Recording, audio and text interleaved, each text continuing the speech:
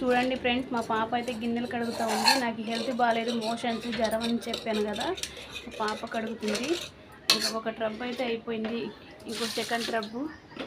మరి మీకు ఎలా అనిపిస్తుంది? హే గాయ్స్, ఎలా ఉన్నారు? బాగున్నారా? మేమైతే చాలా అంటే చాలా బాగున్నాం. ఇంకా కడుగుతున్నాను. నాకైతే నేనే కడుక్కుంటానులే నిదానంగా అన్నా కూడా వినట్లేదు. నీ హెల్త్ బాగాలేదని చెప్పావుగా, అందుకే నేను కడుగుతానులే. మా చిన్న పాప చెప్పింది నేను కడుగుతానని, నిన్న అనగా మాట ఇచ్చేసింది. ఇప్పుడు దాకా కడగలేదు.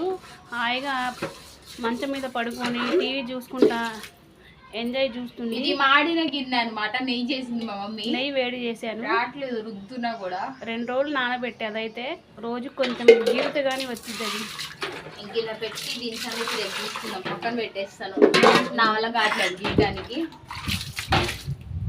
ఏం చేస్తున్నారు? తిన్నారా టిఫిన్లు? ఇంకా నేనైతే అంటలు కడుగుతున్నాను.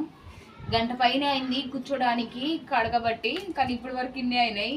ఇంకా బాటిల్స్ అవ్వాలి, బాటిల్స్ కూడా కడగాలి. నాకు తొందరగా రాదనమాట అంటలు కడగడం, లేట్ పట్టిద్ది. అంటే అలవాటు లేదు కదా, అలవాటు అయితే తొందరగా అయిపోయిందిలేండి. వద్దని చెప్పాను, నేను నిదానంగా చేసుకుంటానులే అంటే వినట్లేదు. నేను కడుగుతానులే, హెల్త్ బాగాలేదని చెప్పాను. ఏంటో కడుగుతున్నా.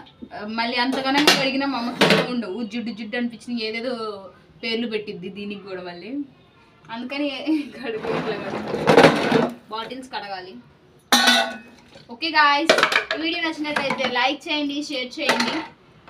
నేను చేసే పని అదే, నేను మమ్మీకి ఇలా హెల్ప్ చేస్తున్నా కదా, ఎలా అనిపించిందో కామెంట్ చేయండి. బాయ్.